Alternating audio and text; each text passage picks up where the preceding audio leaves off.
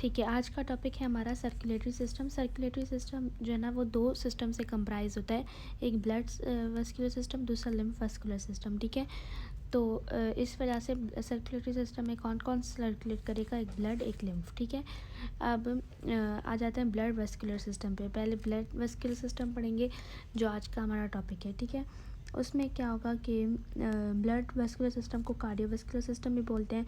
और cardiovascular system में क्या क्या आ जाता है, हार्ट आ जाते हैं, ब्लड वेसल्स आ जाते हैं। ठीक है, और ब्लड वेसल्स कौन कौन सी हो जाती हैं, कैपिलरीज, आर्टरीज एंड वेन्स। ठीक है,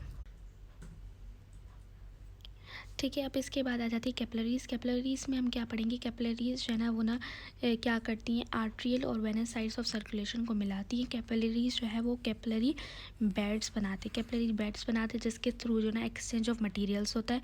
इसके अलावा कैपिलरीज की लेयर पढ़ेंगे। कैपिलरीज के लेयर में क्या आता है, पहले कैपिलरीज के लेयर में क्या आता है कि ना सबसे पहले अंदर ल्यूमन होता है, उसके बाद जो ना वो ना इंडोथेलियम सेल्स होते हैं। इंडोथेलियम सेल्स के बाद जो ना पेरिसाइट लेयर होती है, पेरिसाइट सेल्स होते हैं बेसिकली। पेरिसाइट सेल्स के बाहर जो ना बेसमेंट लेयर मेम्ब्रेन होती है। ठीक है, ये इसका स्ट्रक्चर हो गया।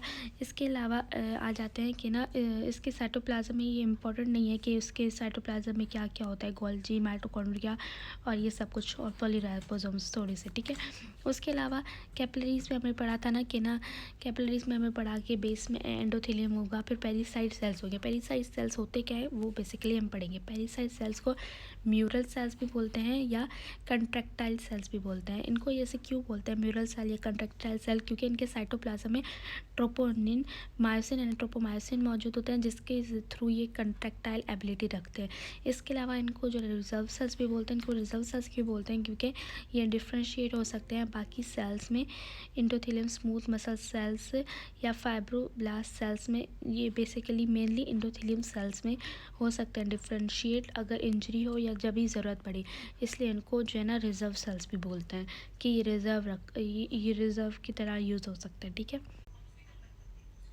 ठीक है, इसके अलावा बात आती है क्लासिफिकेशन ऑफ कैपिलरीज। कैपिलरीज को क्लासीफाई किस में करते हैं, कैपिलरीज को जो है वो क्लासीफाई तीन में करते हैं। मतलब इसकी तीन मेन क्लासिफिकेशन है, एक कंटिन्यूस कैपिलरीज है, एक फेनेस्ट्रेटेड कैपिलरीज है, एक डिसकंटिन्यूस कैपिलरीज है। ठीक है, कंटिन्यूस कैपिलरीज में क्या होता है, कंटिन्यूस कैपिलरीज में क्या होता है, ना ही इंटरसेलर गैप्स मौजूद होते हैं, ना ही पोर्स मौजूद होते हैं, और ना ही और ये जो ज्वाइन होते हैं ऑक्लूडिंग जंक्शन से।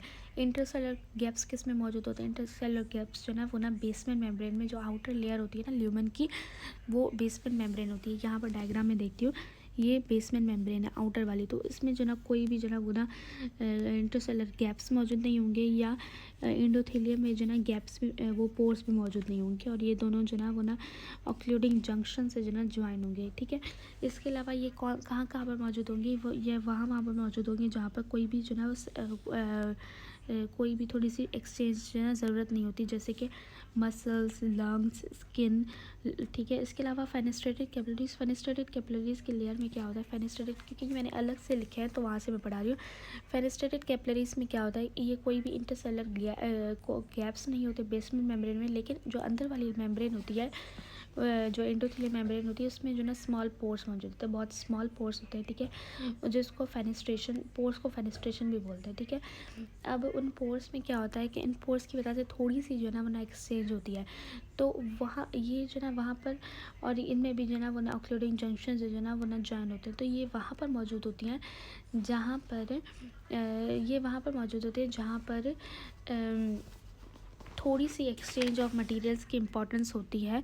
ठीक है, तो ये कहाँ पर मौजूद होंगी, ये जो है ना मौजूद होंगी इंटेस्टाइनल विलाय में और ग्लोमेरुलाई में। यहाँ पर बुक में लिखा हुआ है इंटेस्टाइनल विला एंड ग्लोमेरुलाई में। ठीक है, इसके अलावा डिसकंटिन्यूस कैपिलरीज। डिसकंटिन्यूस कैपिलरीज में क्या होता है, इनमें भी जो है ना वाइड गैप्स होते हैं, जिस वजह से इनको डिसकंटिन्यूस बोलते हैं।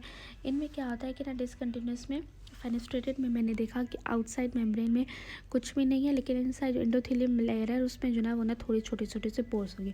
लेकिन डिसकंटिन्यूस कैपिलरीज में क्या होगा कि आउटसाइड में भी वो जो ना वो ना गैप्स होंगे, और जिस वजह से इसको डिसकंटिन्यूस बोलते हैं, और इनसाइड में भी जो ना वो ना पोर्स मौजूद होंगे। ठीक है, तो इसकी वजह से यहाँ पर इतने ज़्यादा जो ना वो ना गैप्स और पोर्स मौजूद है, जिस वजह से बहुत ज़्यादा बड़े मॉलिक्यूल्स की मूवमेंट भी हो सकती है। ठीक है, तो ये मूवमेंट्स मतलब मॉलिक्यूल्स को पास कराने में हेल्प करता है, ठीक है। इसके अलावा इसको जो है ना एक और चीज़ बोलते हैं साइनोसाइडल कैपिलरीज। साइनोसाइडल कैपिलरीज, इसको साइनोसाइडल कैपिलरीज क्यों बोलते हैं? क्योंकि इनके ल्यूमन बहुत बड़ा होता है, ठीक है। इसमें रीज़न लिखा हुआ है। ये कहाँ पर मौजूद होंगे? जहाँ पर बहुत ज़्यादा एक्सचेंज ऑफ मटेरियल्स की ज़रूरत होती है, क्योंकि ये कौन सा है? Liver, spleen and bone marrow, क्योंकि यहाँ पर चीज़ें आती है, बनती है, फिर जाती हैं, ठीक है। ठीक है, अब आर्टरीज़ की बात आ जाती है। आर्टरीज़ में कौन कौन सी लेयर्स, पहले आर्टरीज़ में यहाँ पर ना लेयर्स के बारे में बताया है। लेयर्स में कौन कौन सी लेयर्स आ जाती है? एक आती है ट्यूनिका इंटिमा, फिर आ जाती है ट्यूनिका एडवेंटिशिया, ट्यूनिका मीडिया, उसके बाद आ जाती है ट्यूनिका एडवेंटिशिया, ठीक है।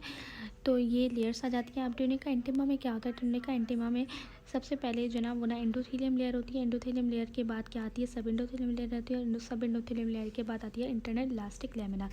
अब इंटरनल इलास्टिक लैमिना क्या आएगी? दो तरीके की इलास्टिक लैमिना होती है ना, इंटरनल एंड एक्सटर्नल। तो याद कर लो, इंटरनल इलास्टिक लैमिना इंटिमा में आती है, ठीक है। तो ये नाम इससे याद हो जाएगा। अब ये इंटरनल इलास्टिक लैमिना क्या करती है? इंटिमा और मीडिया को सेपरेट करती है। फिर आ जाती है ट्यूनिका मीडिया। ट्यूनिका मीडिया क्या होती है? इसमें जो ना वो ना स्मूथ मसल्स मौजूद होते हैं, elastic and reticular fibres and proteoglycans मौजूद होते हैं। एक ये चीज़ मौजूद होती है। दूसरी जो ना वो ना एक्सटर्नल लैमिना मौजूद होता है, एक्सटर्नल इलास्टिक लैमिना मौजूद होता है, ठीक है। ट्यूनिका एडवेंटिशिया में क्या मौजूद होता है? ट्यूनिका एडवेंटिशिया में कॉलेजेस एंड इलास्टिक फाइबर्स मौजूद होते हैं। और ये जो है ना वो ना वैसा वेजोरम क्या होती है कि ना जो ब्लड वेसल्स की जो नर्व सप्लाई, जो ब्लड सप्लाई होती है वो एडवेंटिशिया की तरफ आती है और बाकी को डिफ्यूजन के थ्रू मिलती है। तो वेजोरम में उसकी ब्लड सप्लाई और नर्वी वेस्कुलर में उनकी नर्व सप्लाई होती है, ठीक है, जो कि एडवेंटिशिया में आती हैं। इसके अलावा नेम ऑफ वेसल्स, अब इन हर आर्टरीज में जो ना वो ना जो क्या क्या आती हैं? आर्ट्रियोल्स आती है, मीडियम साइज आर्ट्रियोल्स आते हैं और लार्ज आर्टरीज आती हैं। तो इनमें जो ना वो ना उनमें जो ना डिफरेंट हमने लेयर्स पढ़ी ना, तो इनमें जो ना इनमें जो ना अलग अलग लेयर्स कैसी कैसी लेयर्स होंगी वो पढ़ेंगे, ठीक है।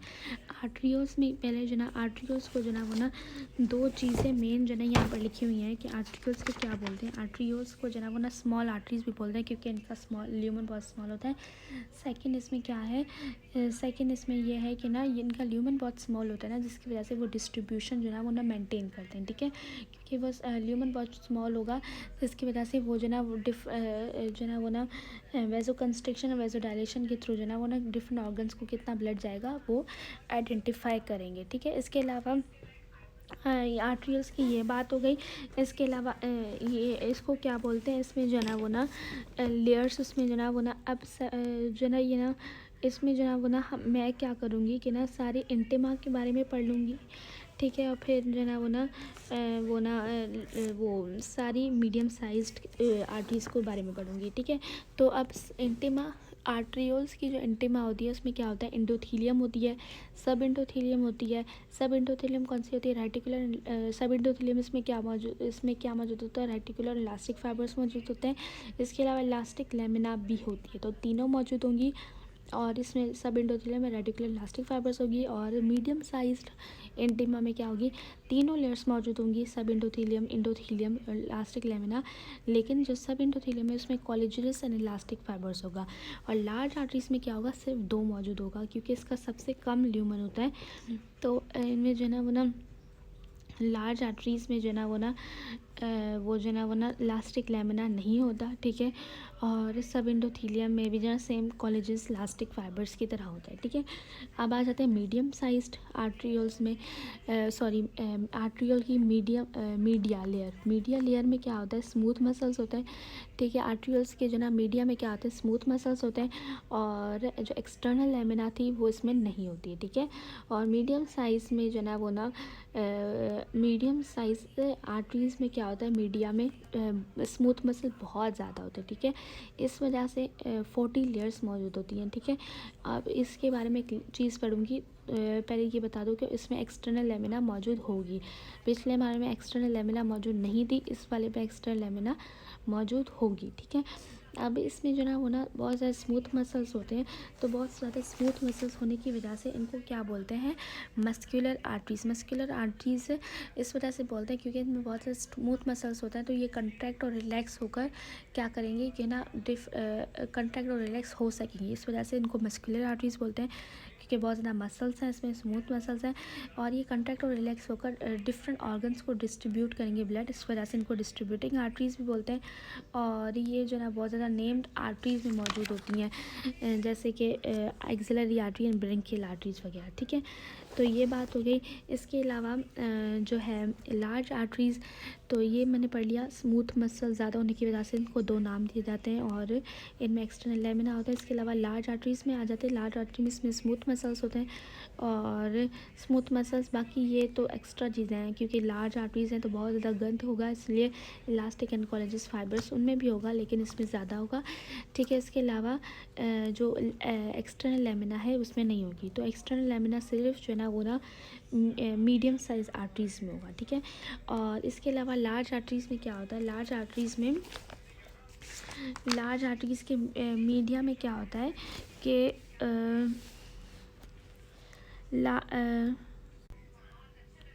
ठीक है। और अब इसमें मैंने बताया था ना कि ना ये जो ना वो ना एक्स्ट्रा भी चीज़ें होती है इलास्टिक एंड कोलेजस फाइबर्स, तो इसमें ये मेन बात होती है, इसमें इलास्टिक फाइबर्स तो बहुत ज़्यादा मौजूद होते हैं, इस वजह से इनको इलास्टिक आर्टरीज़ भी बोलते हैं, ठीक है। इस वजह से इनको इलास्टिक आर्टरीज़ भी बोलते हैं, इलास्टिक आर्टरीज़ बोलते हैं। और इसके अलावा इसमें जो ना इसका फ़ायदा वो भी होता है कि ना वेंट्रिकल में इनकी जो ना इलास्टिक टिश्यूज़ होने की जो ना वो अबंडेंस जो ना वो ना इनमें क्या होता है वेंट्रिकल, अब हमने पढ़ा था कि जब ना वेंट्रिकुलर सिस्टोल होता है तो आयोटा को प्रेशर देता है 120 प्रेशर, तो वेंट्रिकुलर सिस्टोल का भी 120 होगा और आयोटा का भी 120 होगा। लेकिन वेंट्रिकुलर डायस्टोल होती है तो उसका प्रेशर जो है ना वो ना 2 to 5 तक mmF HGO तक हो जाता है, लेकिन आयोटा का इतना प्रेशर नहीं डिक्रीज़ होता क्योंकि उसकी वजह से उसके पास इलास्टिक फाइबर्स होता है। तो यही इलास्टिक फाइबर्स की बात हो रही है, ठीक है।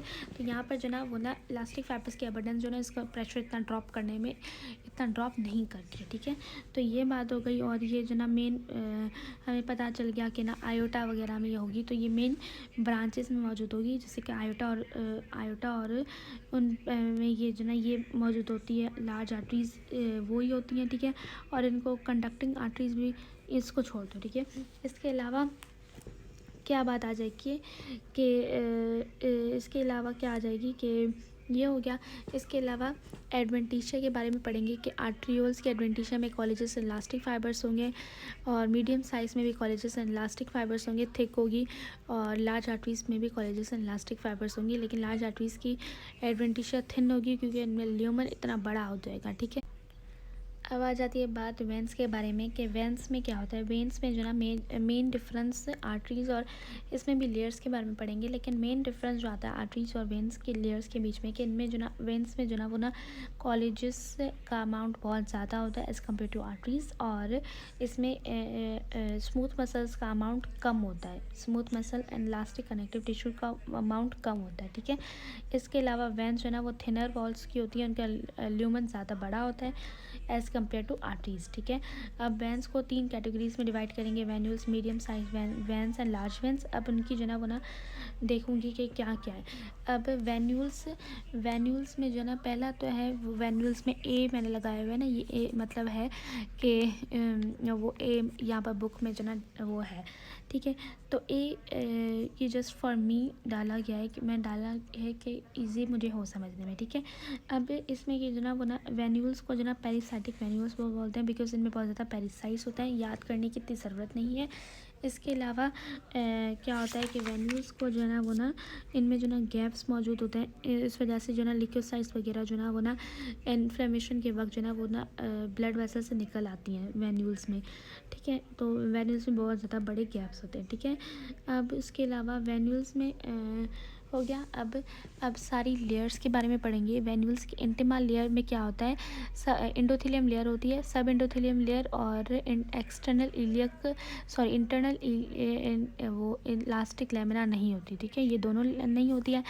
और मीडियम साइज़ में क्या होगी, मीडियम साइज़ में क्या होगी कि तीनों मौजूद होंगी, और सब एंडोथेलियम में कॉलेजेस इलास्टिक होगी, और लार्ज वेंस में तीनों मौजूद होंगी, और जो ना वो ना कॉलेजेस इलास्टिक होगी सब एंडोथेलियम में, ठीक है। अब ये बात हो गई। अब आ जाती है,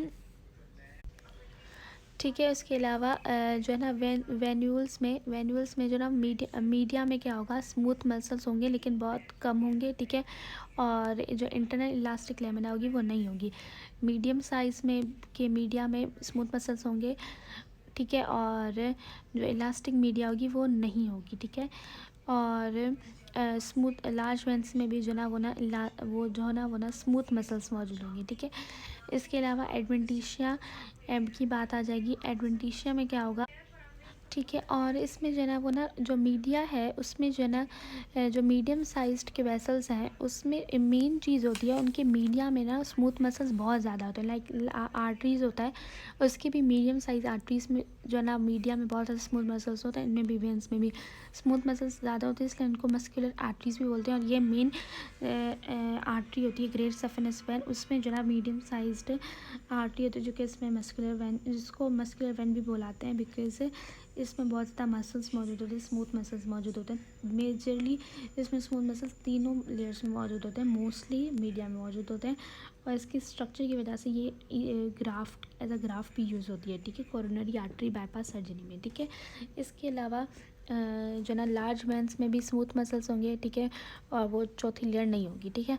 एडवेंटिशिया में इनमें जो ना कॉलेजेस और वो इलास्टिक फाइबर्स होंगे लेकिन बहुत कम होंगे, वेरी थिन होगी, और मीडियम साइज़ में क्या होगी, रिलेटिवली थिक होगी इससे, और क्योंकि ज़्यादा कॉलेजेस इलास्टिक फाइबर्स होंगे, और लार्ज वेंस में जो ना वो ना कॉलेजेस इलास्टिक फाइबर्स होंगे और बहुत ज़्यादा होंगे, और ये बहुत ज़्यादा थिक होगी इन सब से, ठीक।